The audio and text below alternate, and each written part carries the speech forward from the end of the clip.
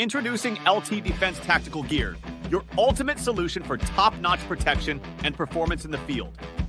Our armor bundles provide unmatched safety and comfort, while our battle belts and holsters ensure quick and easy access to your gear. Stay prepared for any situation with our high-quality medical supplies, designed to keep you ready for action at all times. Looking to enhance your skills? Our firearms training programs will take your proficiency to the next level. Trust LT Defense for all your tactical gear needs and gear up for success on the battlefield. This entire military is one cohesive, dedicated force. And the threats to our nations, they don't sleep. They're watching our every move. Iran, Russia, China, North Korea, ISIS, Al-Qaeda. They may be watching this right now. Our military should not be mistaken for a cable news gabfest show. We don't care what you look like. We don't care who you voted for, who you worship, what you worship, who you love. It doesn't matter if your dad left you millions when he died or if you knew who your father was. We have been honed into a machine of lethal moving parts that you would be wise to avoid if you know what's good for you. We will not be intimidated. We will not back down. We don't want war.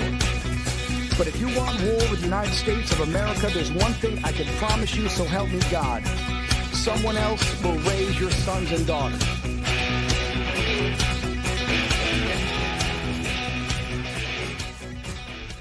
Military Broadcast Radio, the station that's giving veterans a voice. Find us on the web at mbradio.us. Military, I'm a certified financial social worker. I was in the Air Force for 14 years, and then I paid off $20,000 of debt while I was active duty within 3 years as an E3. So that's kind of like I got really into personal finance, and so I've been really passionate about that ever since. And that was 10, 12 years ago now. So since then, I became a social worker, and now I'm a certified financial social worker. So we kind of get into, dealing with finances, but then also kind of dealing with the psychology behind finances, like the mental side of things. So. Ladies and gentlemen, your battle buddy when it comes to finances, please welcome the fire social worker Joey Laswell.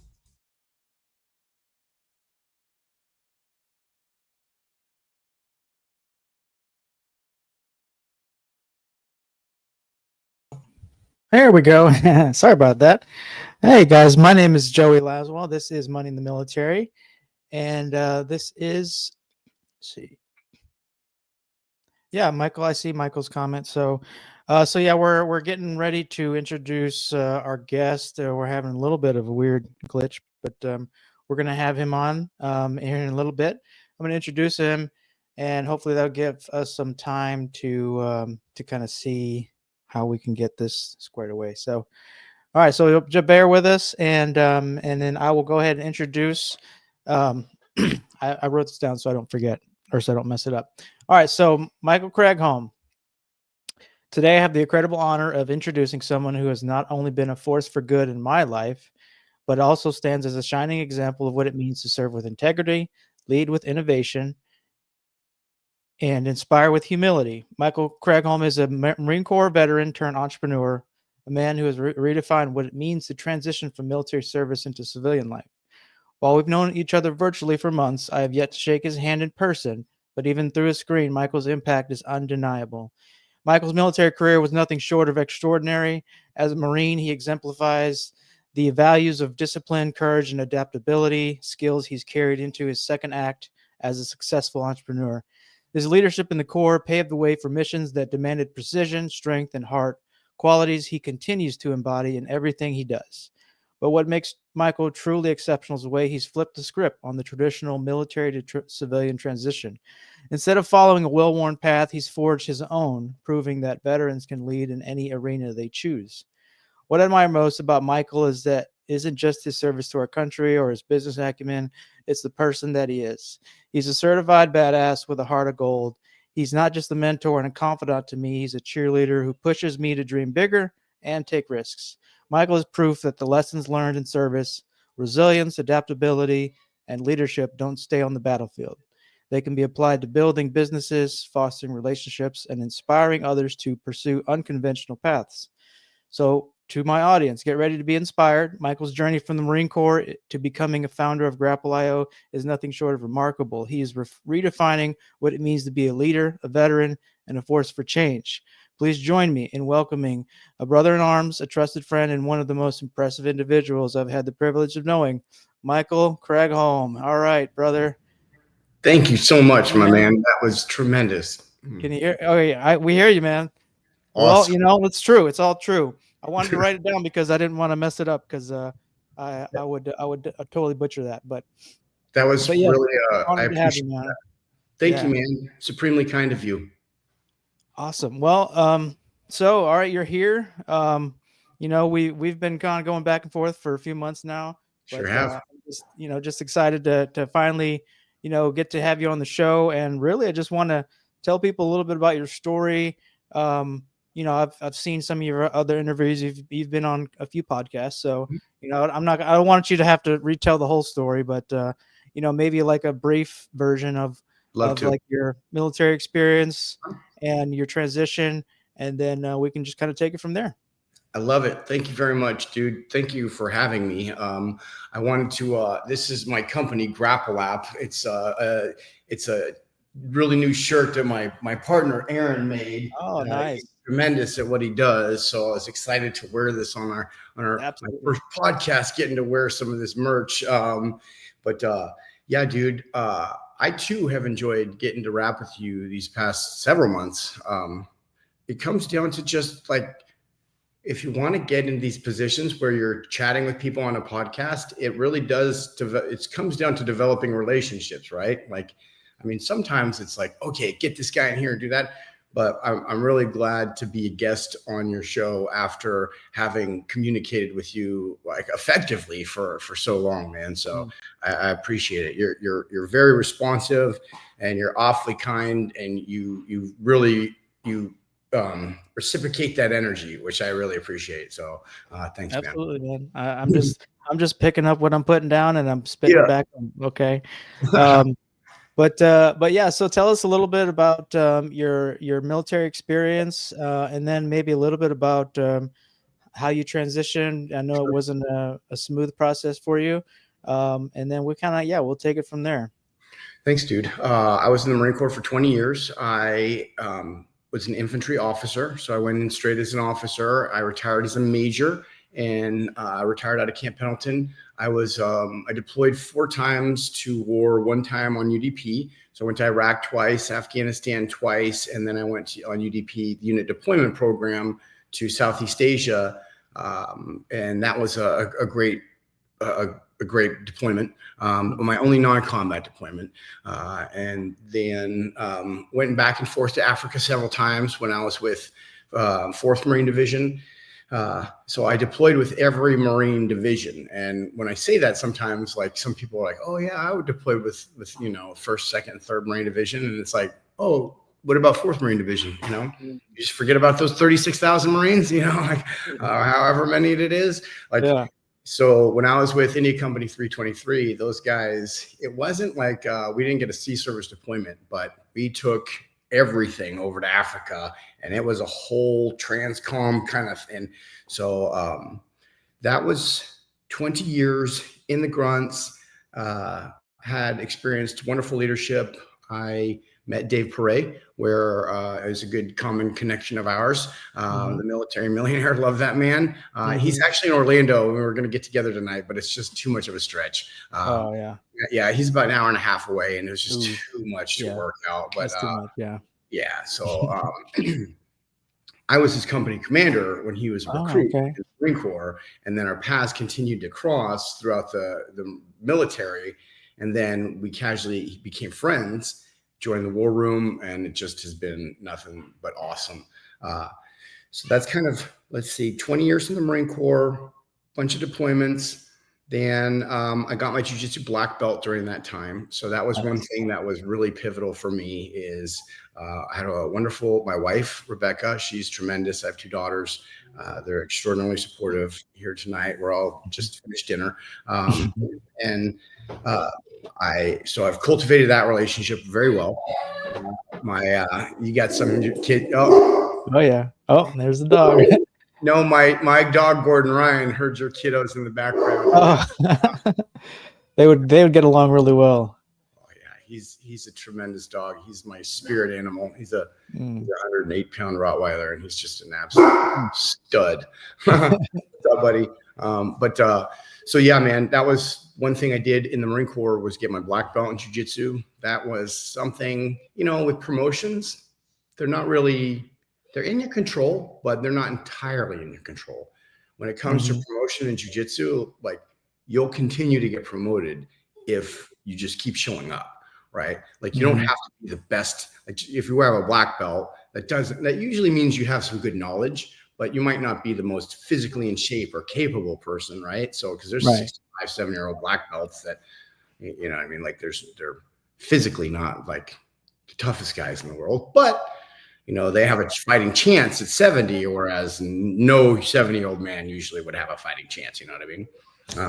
Right. So got the jiu-jitsu black belt, retired 20 years, moved to Florida, looked at some jobs, brother, in the Space Coast, because I'm here in Brevard County in central east coast of Florida. We have a lot. It's where Elon launches a lot of his rockets. And so I watch them go, it's hard not to be inspired out here. So I applied to places, but I just didn't really get much. I didn't get far. And the whole like AI rejection thing just was like, I just kept getting like, I'd be like, really? I was like, man, I'm wildly qualified for that job. Right. Yeah. I didn't even make it through the first round of AI. And so I was training a guy that I met here in the Space Coast. His daughters train jiu-jitsu and they're friends of mine. And he was a former Army guy. And he said, hey, you want to come train jiu-jitsu at my house? And so I went and I brought my jiu-jitsu mats because I'd had them since COVID. And I trained him. We rolled them out in his garage and taped them up and trained him and gave him a good lesson and showed him some cool moves to take to his gym, and use on his buddies that have never wrestled me before. And sure enough, at the end, an hour and a half, we've both covered sweat and I'm like rolling up my mats and I'm throwing him on my Yukon, and he's in his garage, opening up his garage fridge that's full of beer, grabs a beer, and he's like, takes a swig of it. He says, dude, you might be onto something. And I was like, exactly, just like that. I remember I shut the thing on the Yukon, my back hatch or whatever, and I saw a reflection of myself, and I just went, Space Coast Mobile Jiu-Jitsu. And I went home, got on the Department of State website for Florida, created a freaking LLC, and then went on irs.gov, got myself an EIN, got myself some insurance, which wasn't hard at all. And then I threw up a couple reels on Instagram, tagged a couple of my influencer buddies, like Dave. And sure enough, it got a little bit of attention. My whole shtick was essentially like, having been a jiu-jitsu black belt for so many years, I always want my friends to come wrestle because I like to fight my friends. Right? Like I enjoy it. Yeah. So I want them to come so I can punch them and choke them, right? But they don't want to get bodied. They don't mind getting bodied by me. But the guys that they don't really trust, at some traditional studios, unfortunately, or schools, you're going to run into that, right? Well, not with mobile jiu-jitsu. So when people train with me, the deal is that they're going to get 60 minutes, 75 minutes of safe, effective, fun jiu-jitsu. And, it's not going to be anything. We're not going to bow at any pictures or people on the wall or anything weird, right? Because I understand you're looking at some jiu-jitsu, and we'll get to that in a little bit. But you'll notice some schools are a little bit more lax. Some are not. Some are very traditional. Some aren't. Some have crews smoking marijuana outside, and some are like height. They're slapping their and everything's in unison. I just unplugged my freaking. I'm sorry, man. I hope it's still. I can still hear you. Okay. Yeah, man. Ended up getting that and moving out here. It got to the point where about 20 people were employing me at one point about 6 months ago, because it had taken off. Like people were like, wow, you'll come to me. And I was like, yeah. So I started to break my body. Like I'm 178 pounds right now. I retired at 222 pounds. Ooh. Dang. Right? Yeah. It's a lot of wrestling. It's a lot of, you know? And so like, and I eat everything in sight. I know this is terrible. I even have to drink some, crap. Like I'm so that's a lot. And so my body made a very particular toll. In the back of my mind, I knew I wanted to do something with tech for a long time, because tech is infinitely scalable, right? It's also a blue ocean.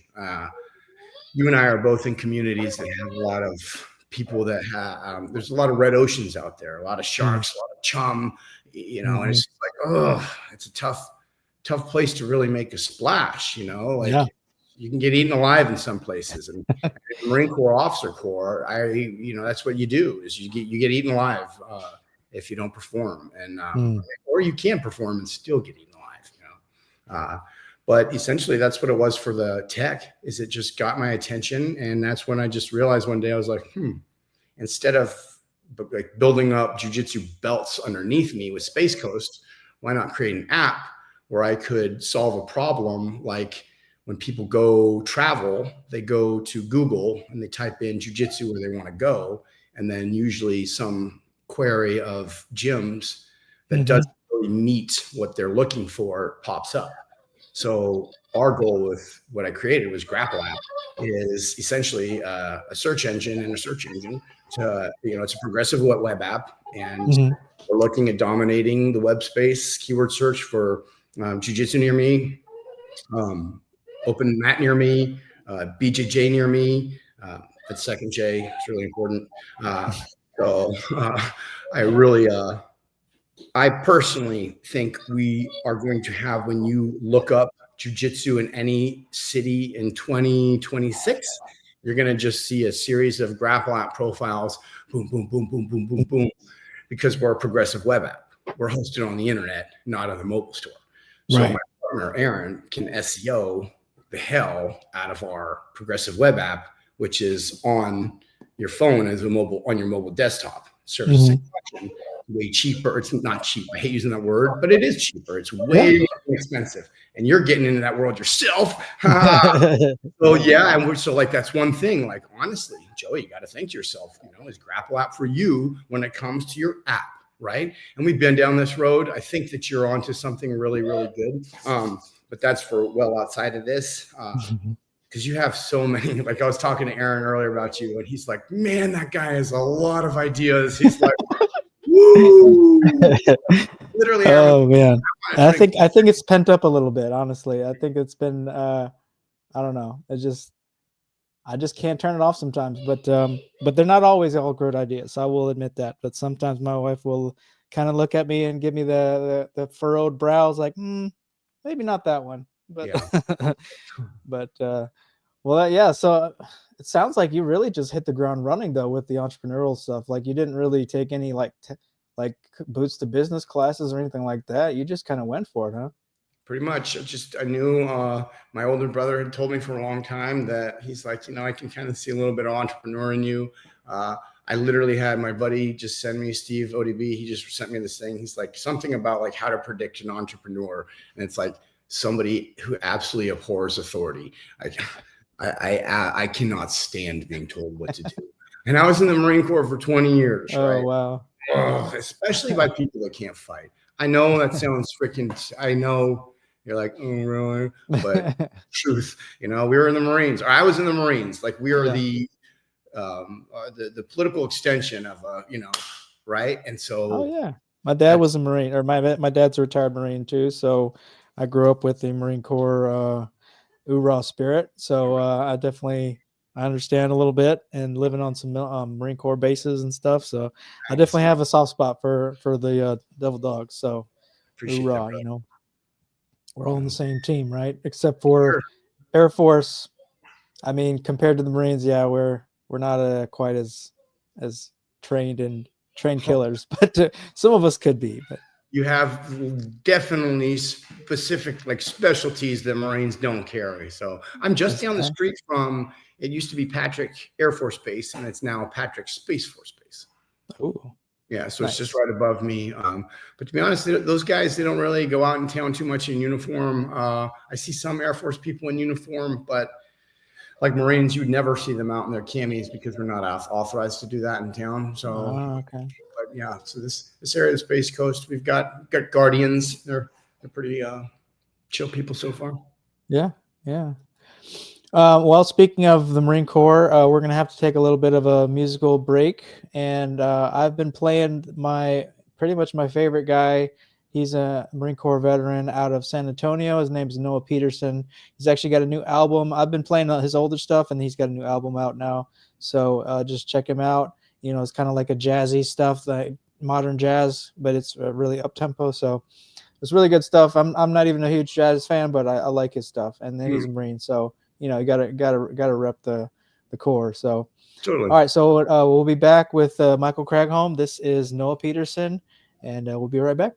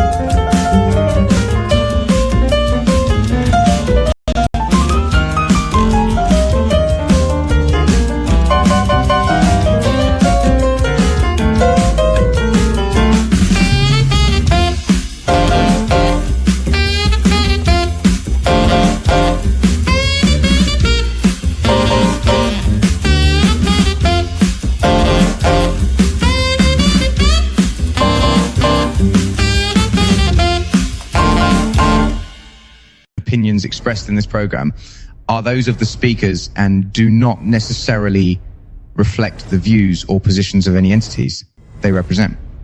Find us on the web at mbradio.us. All right, we are back. This is Money in the Military. I am Joey Laswell, certified financial social worker. You may have seen me on the internets as the Fire social worker. And for those of you who don't know, FIRE is for financial independence. So I'm a really big nerd on finance. So yeah, today, Military Broadcast Radio. This is a nonprofit based out of Denver. They basically teach veterans how to launch podcasts, and that's how I got to be here. Basically, was through this nonprofit.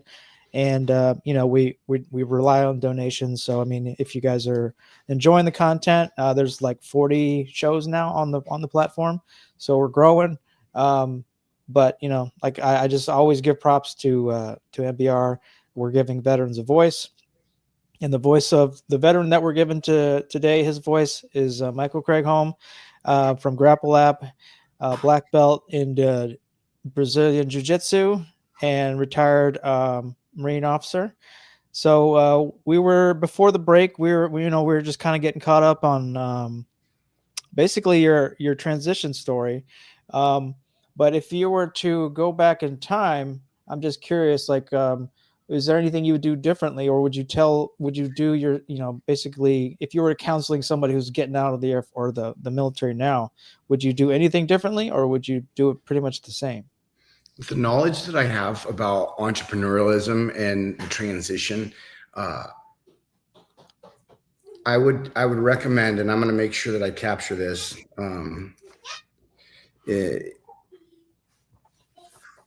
I would recommend that veterans realize that they're going to go through a loss, a transition, a period where they have an identity issue, a crisis or something. Things are going to be really good for a little bit. They're going to be like, wow, I'm an adult now. I can smoke weed. Yeah. And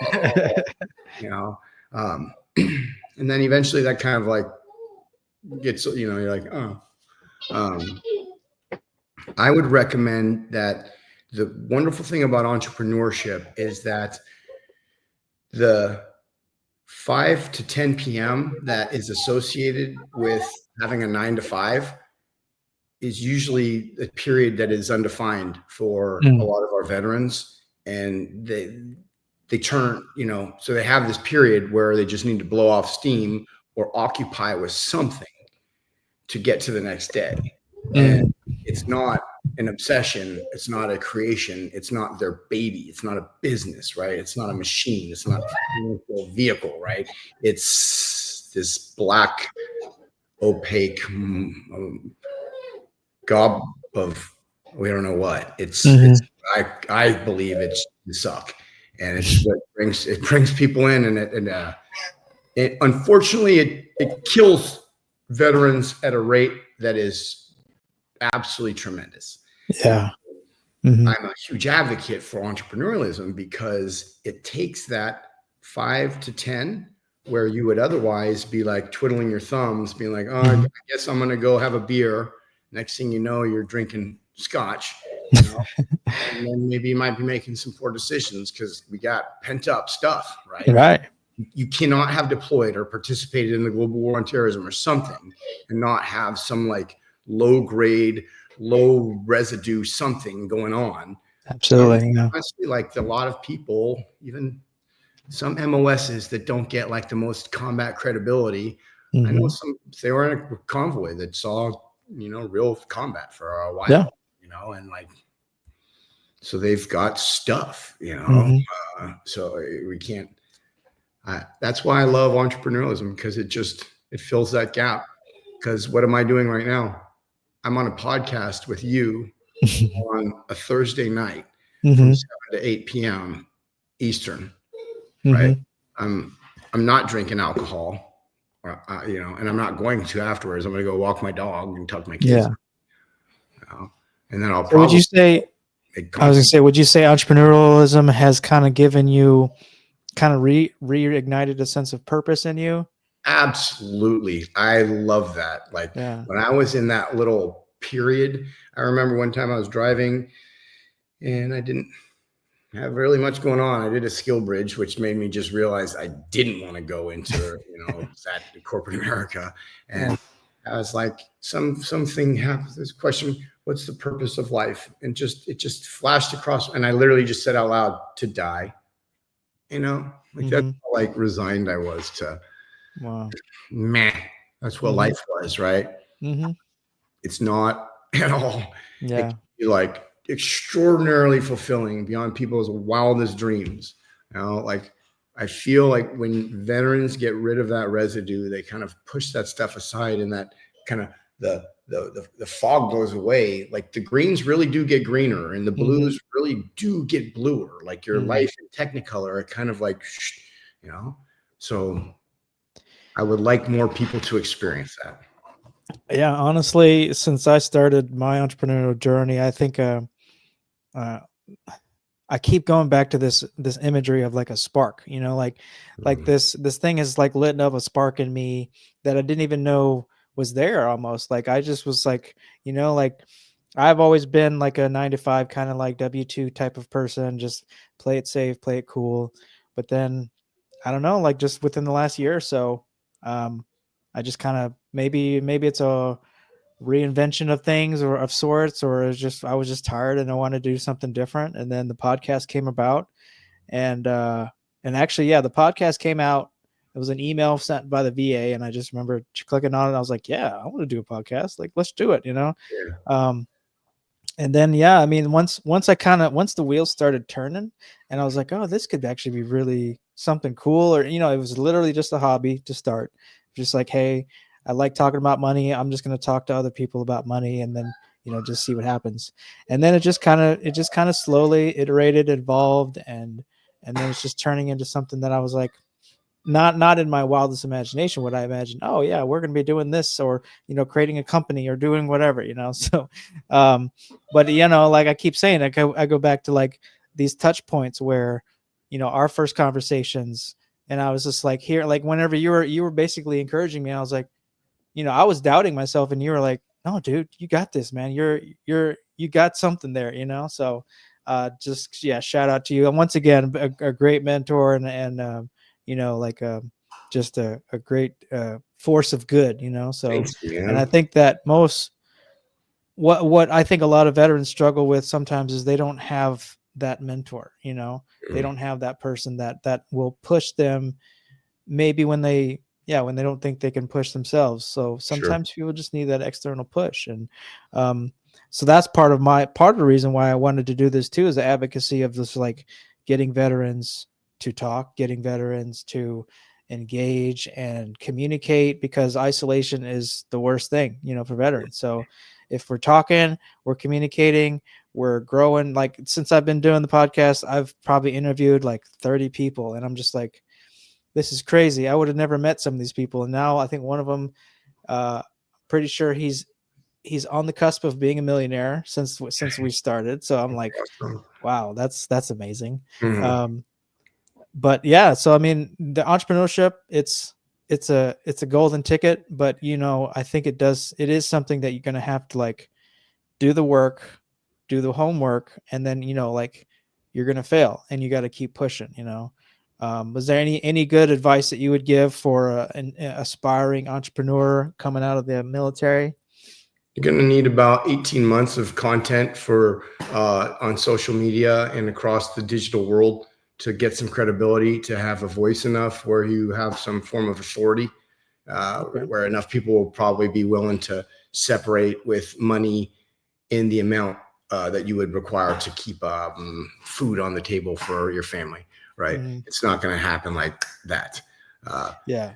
Well, So you would know, you recommend people maybe doing like the 9 to 5 and then building their side hustle and then turning it into or you went love for it. it, you know? I love both options. Okay. I think Mhm. whatever is best for the family, because there are some people, 22-year-old vet who just got out, who doesn't have a Mhm. wife or kids, right? He might be a little bit more easily going to be like, I'm going all in, right? Because he needs to walk around for 8 hours one night just to not, you know, Yeah. because he doesn't have a roof over his head. He'll find something tomorrow. Whereas, like, the guy who has a family and children, like, needs a more tempered approach Mhm. to entrepreneurship, right? We can't just be like, you know, like, Right. whoa, you know, like, Yeah. no, Yeah. it's not happening. So, Yeah, I think some people, and I've talked to some, you know, some veterans who are like, yeah, I want to do it, but you know, either I don't have the capital, or you know, it's just an idea, and you know, they don't have the business background to really, you know, it's an imposter syndrome. They don't feel like they can do it. But I mean, I would say 99% of most veterans have been through enough. They've been through plenty they can handle learning how to run a business and starting a business. It's just, it does take time, and it does take taking risks. And I guess not everyone is a natural risk taker, and I'm not. As like I said, I needed a little nudge from you and other people around me to kind of push me in that direction. But Well, yeah, you can, I guess I really appreciate the message of, just go for it, and like start messy. That's what I was told too. Start messy, and then things are gonna kind of happen over time. You get better. they kind of have to, right? And the thing is, it's like things will just go away if they, people are afraid of being embarrassed on the internet, and it's like, dude, if it sucks, only like 5 people will see it, and it's your sister and brother and mom who are gonna make fun of you anyways, right? Yeah. So Pretty much. yeah, if it's good, then people will see it. But if it Yeah. sucks, or if you're just putting up cringe and Right. But it's tough. Like the internet can be kind of tough if you're if you're not authentic. Oof, that's a rough one. Or if you try to be somebody that you're not, that's tough. So that's why it's people. Authenticity bleeds through a screen. It really does. And people will quickly sniff out your bullshit. They'll be like, Yeah. Because if you're full of it, they're fun. Although my mom used to be like, Michael, there's a reason your eyes are brown. He's just full of shit. Oh man. All right. Well, looks like we have somebody has got a question. Andre JKO. I am going to the gym for more than a year. It looks like this is going to be a multi-part question. To build my frame, and I want to start BJJ. Okay. You got a BJJ fan coming through? Or will I still keep my frame? Yes, you will. Okay. It's important that you maintain strength training in your jiu-jitsu regimen, because you can be kind of soft and still train jiu-jitsu, because once you get really good at it, you can kind of, not like the McDojo thing where guys are sitting down and throwing people around with their wrist, but like if you're good at jiu-jitsu, like there's a big difference, and you can get lazy if you don't really have a lot of training partners that'll push you. And that's where the gym comes in.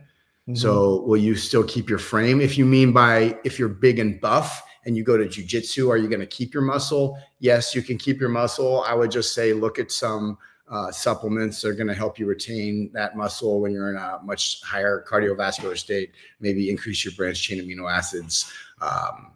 And I think that would really help you out a lot. Okay. Good question. Keep them coming if you want to ask the maestro. Thanks, man.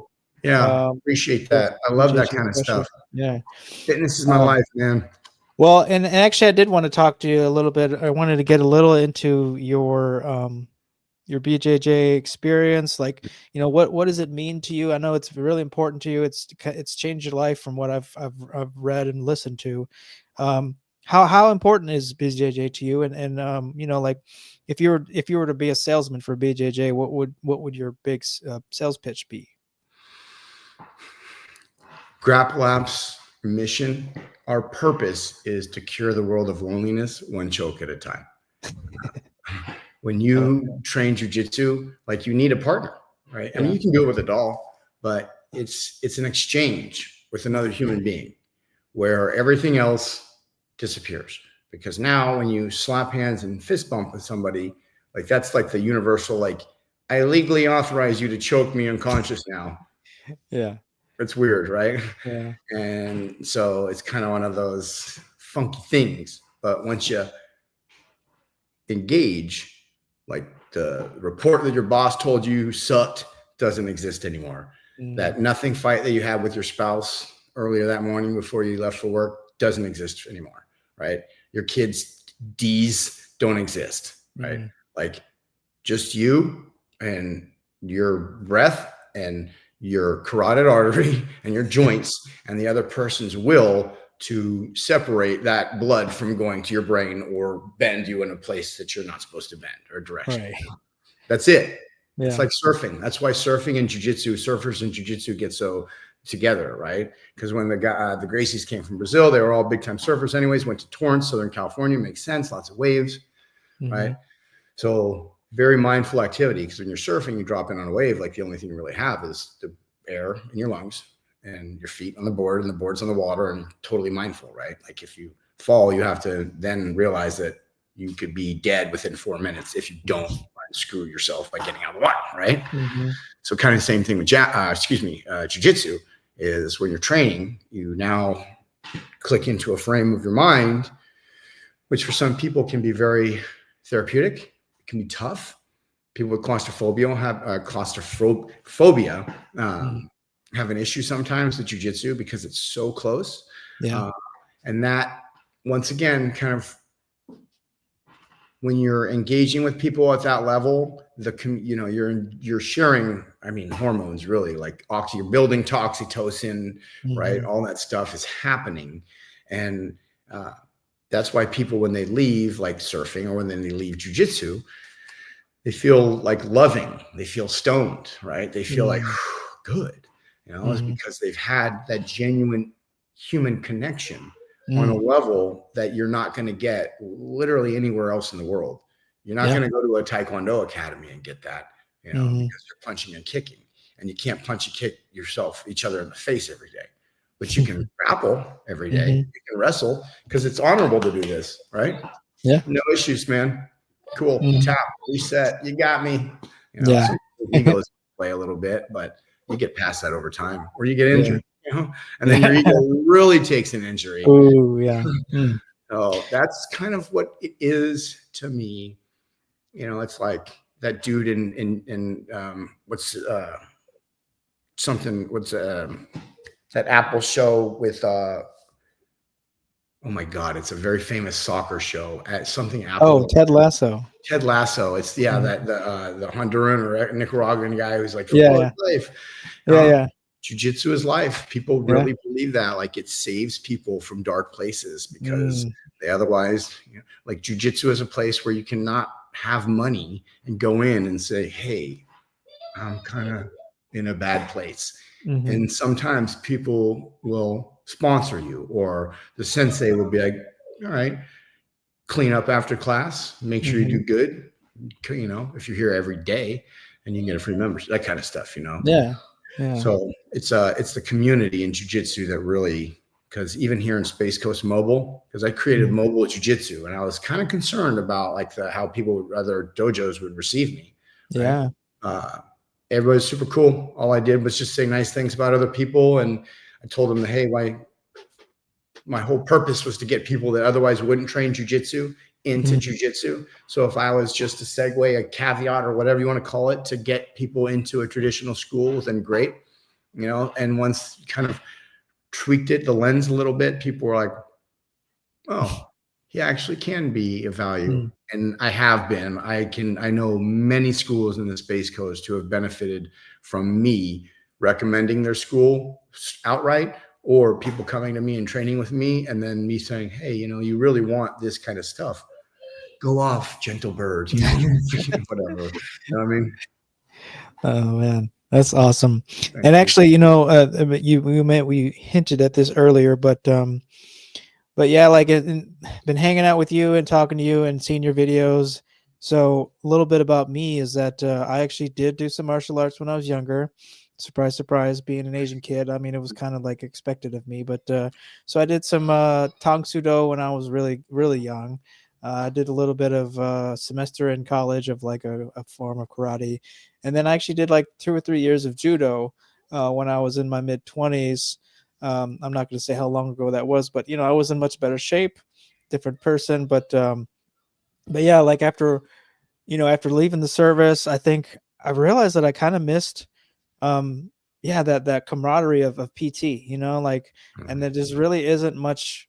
I enjoyed PT. I love PT. And I think I've been missing that a little bit. And so hearing you talk about this community and, like, obviously I need the exercise too. So, I was just like, man, I got to do it, and if anyone is going to like lead me in the right direction, it's going to be you. So, so I just wanted to, jump in and just say, let's go for it, and then I might do like once a week. I know I'm going to be sore for like that first week, but I'm I know because when I did do judo, we did do some grappling, and Mhm. and man, that ground stuff, that's a workout, and Oh, yeah. that's the kind of workout I need. So so thank you once again for inspiring me to do something better, more pushing myself more than I probably would myself. So Likewise. so yeah, so once that gets going, um, Take I'm video. just ready.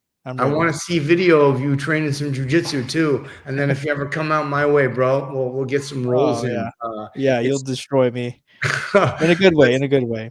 the point of that, of me training people, is not doing that, right? So Right. like I really, exactly, in a good way. And Yeah. it's how I train people, is that uh, it's 60 minutes. It's good. I call it intuitive training. And so like a lot of guys know how to wrestle. And so what I do is I just say, all right, let's go. And I feel them out. And then if they do something that's like genuinely technically wrong, like Mhm. you'll get body slammed if you do that, then I show, nope, get underhook here. Don't do the overhook, or you need this here, or your head has to be on the other side so you don't get Mhm. kneed, or you know what I mean? That kind of stuff. And so, but I really, I teach a lot of, I found that there's an audience that wants to learn Muay Thai.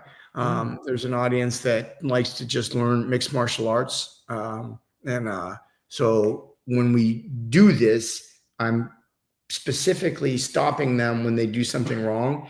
And then instead of like going back to the beginning, we just start. Like it's kind of like I literally do like the Saved by the Bell, like timeout or whatever thing, and Nice. and then we'll stop, and then the client will freeze, and then I'll say, okay, here's what's going to happen if you do this, or be like, now what you need is this hand goes here, and the thumb has to go in. Right. Because a lot of times certain things, and then they'll be like, okay, cool. And I'll be like, all right, grab the lapel, now start. And then we'll just start. And then it's not like it's like a Mhm. gentle kind of roll, and like, and then I'll casually coach them. If they do something wrong twice, I'll tell them about it, and then I'll make them pay for it. And then the third time, if they just keep doing something wrong, I'll just do some pain compliance, and then, because it's already in their brain, Yeah. so Yeah. I'll just try, I'll make it so it hurts, and then so that they don't go back to it, Right. Right. Because I which mean, they always safety, do. like, yeah, a lot of people don't really understand or appreciate that. Like, most dojos are very, very keen on safety. Like, they don't want anyone to get hurt. Like, that's not good. Yeah. So, yeah, every dojo that has always been about, okay, let's be safe and be respectful. And then you always got the one or two wild cards that try to do something. But yeah, Usually involves generally some sort most of people. odd falling pattern. A lot of people, when they're doing jumping stuff or throwy things, that's Yeah. when usually people's knees, ankles, backs get thrown out. Sometimes Mm, shoulders, when people get thrown in awkward directions, they're landing collarbones, that kind of mm, stuff. Neck injuries can happen. If it's a neck injury, it could be fatal. There's been, paralysis in jiu-jitsu several times in the last decade mm. due to moves that are banned for a reason. Uh, Yeah. and so, as much as I'd love to compete, and I'd love for my family to compete too, it's like, my jiu-jitsu is pretty chill. I don't need to go out, and I'm not fighting anybody today. But All right, we got a follow-up question from Andre JKO. I have stiff hip joints because of the gym. Will that make me more injury prone in BJJ? not if you make a very concerted effort to warm up. I would use a SoRite, and it's a PSO-RITE.com. It's a little device, and it looks like a sine wave, I think. And it goes, and you lay on it, and it goes into your psoas, and it really releases a lot of the hip pain, lower back pain, a lot of joint pain in that area. And then you can use it on your back as well. And I found that the SoRite absolutely is a game changer.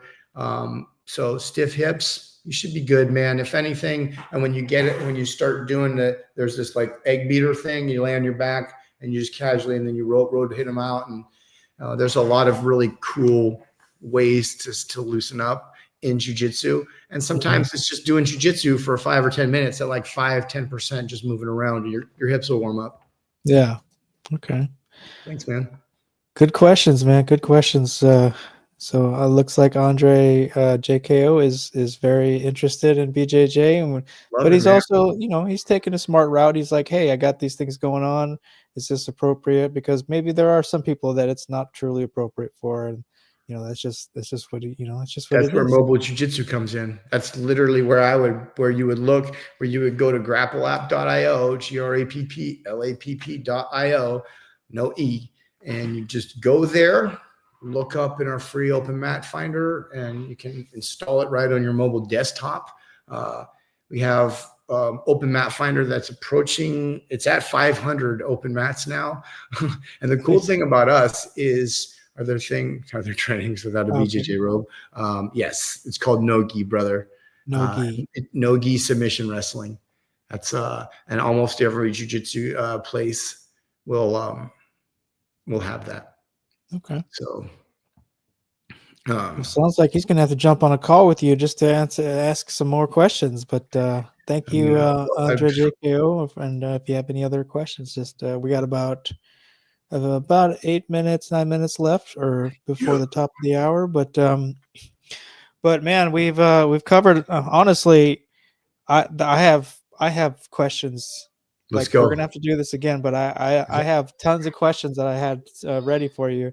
But I knew that your story, like, it was going to take some time to really tell your story, and just, but all right, let's see. I just want to ask at least one or two questions. Please do. And some of these might be, a little introspective, but I like those types of questions. All right. So has your relationship with BJJ changed as you've grown older, or as your priorities have shifted? Yes. I'm not so balls to the wall all the time with my jiu-jitsu. I've reached the black belt. It's pinnacle. I know there's degrees to it, but I have no desire to get more degrees. They'll just come. They signify years. That's really it. Okay. I'm contributing to jiu-jitsu in a way that other people aren't. Mobile jiu-jitsu's, it's brand new, right? Mm-hmm. It's never, people have done privates and they've gone to people's places, but no one has ever created the low overhead dojo, right? Where your entire business model was on creating an LLC, and you formulate your life around reducing your taxable income, providing as much value to your community through a very unique gift called jiu-jitsu, right? And then finding interesting ways to make a little bit of money as doors open up for you through this unique thing called jiu-jitsu, mobile jiu-jitsu specifically. Yeah. Nice. All right. So another question I have is, what are some of the biggest life lessons BJJ has taught you, and how do those lessons influence the way you approach your career and personal life? So the life lessons, I think, would probably just tie into kind of like what you were just talking about, the stages of my relationship with jiu-jitsu. Mm-hmm. Each belt rank it's an emotional journey, each belt rank, right? Because you're there for quite a while, at least a year, maybe two. The lessons that I would say, it really forces you to be present. So sometimes when my itty bitty shitty committee starts telling me up here, like things that healthy people shouldn't be telling themselves, right? Right. And all right, Michael, that's just your roommate that you can easily just, give him a hug, walk him to the door, and say goodbye. Right? That kind of thing. Like, because I know right now who I am. I'm a good man on a good mission, trying to do good things. Yes, I'm flawed, but I call that being flawsome. I like that. So really, I don't know, man. It's like that Van Wilder thing. I had my old platoon sergeant from Fallujah call me today. It was weird, interesting, because we used to watch Van Wilder all the time. He's like, don't take life too seriously. You'll never get out alive. Yeah. So honestly, like that is truly You unpack that after 20 years, and you're like, shit. You heard that. You don't realize 20 years later, like there's a lot in there. Yeah. All right. So we got another question from Andre JKO. Are different belts difficult to get? Well, you kind of already talked about that a little bit, but which was the hardest belt for you? I mean, I would assume black belt, but probably not, huh? I was a purple belt for 6 years, and that's just largely because one of the most transformative periods for me when I needed to kind of get rid of some of that residual stress that I had from combat was when I was a purple belt. And so I didn't focus entirely on jiu-jitsu during that time. So that would be a period that I took a little bit of time, maybe like I wasn't the best student of jiu-jitsu at the time. I was training, but I wasn't really learning. And I don't know, I wasn't really there, very present. Yeah, you know? going through the motions. But like, yeah, so that belt, getting my brown belt, that was a tough one because I had to go also to a whole nother school for many years. And then, but they were all great. Every single place that I got my belts from and the people that I received them from, my black belt from Palo Guio Bell, it's just truly an honor in San Clemente, California. Really, really 6th degree, phenomenal jiu-jitsu school, just all around truly excellent. And then my brown belt with Jason Zagiri and Oahu, same thing. Just the tops. He's when it comes to being a human, you just love this guy. And you're forced to because you spend so much time hugging each other, right? Right. Yeah. All right. Well, we're kind of getting close to time, but I just wanted to give you a few minutes just to, like, how can people get in touch with you if they want to do their own mobile dojo stuff? Like, just go to grapplapp.io. Grapplapp.io, or you can go to Instagram and find me at Space Coast Mobile Jiu-Jitsu, where the dojo comes to you, or you can go to grapplapp.io. It's on Instagram. 321-477-4504 is my phone number. You can contact me directly on this thing. That's my daughter. I've never shown the kid's face, but actually, and you can contact me and I will pick up the phone and I will talk to you if you are interested in jiu-jitsu or if you're interested in scheduling private jiu-jitsu for yourself in the Space Coast area. 2, if you're interested in becoming a mobile jiu-jitsu instructor anywhere in the United States or the United Kingdom or Brazil, right? This is like where we're expanding. Seriously, brother, we're doing Mobile Jiu-Jitsu Con in Austin, hopefully March 28th to the 31st. And we're going to be at Main Character Combat where our UK sales rep, Ed Smith of 10th Planet, is going to be fighting. Hopefully, we know Nathan will be there, but we're looking at have everybody converge in Austin. And it'll be our 1 year for Grappl App 2. And it's just going to be a tremendous opportunity to kind of, have a lot of cool stuff happen. So, yeah, that's easily the best way. Contact me, however, or you can find me on Facebook. It's Michael Cragholm.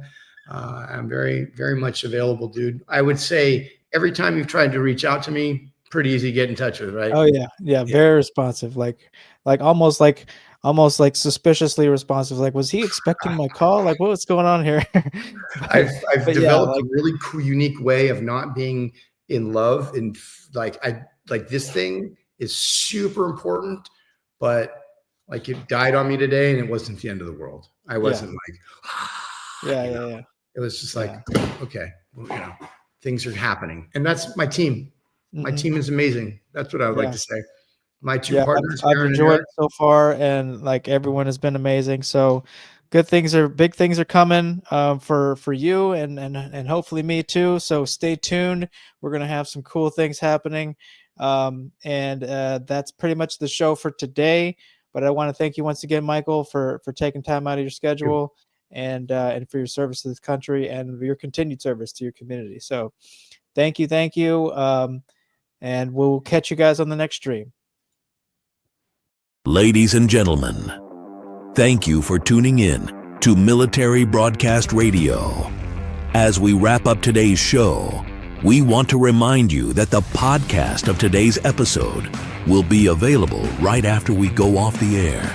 So if you missed any part of the show or want to listen again, Be sure to check it out.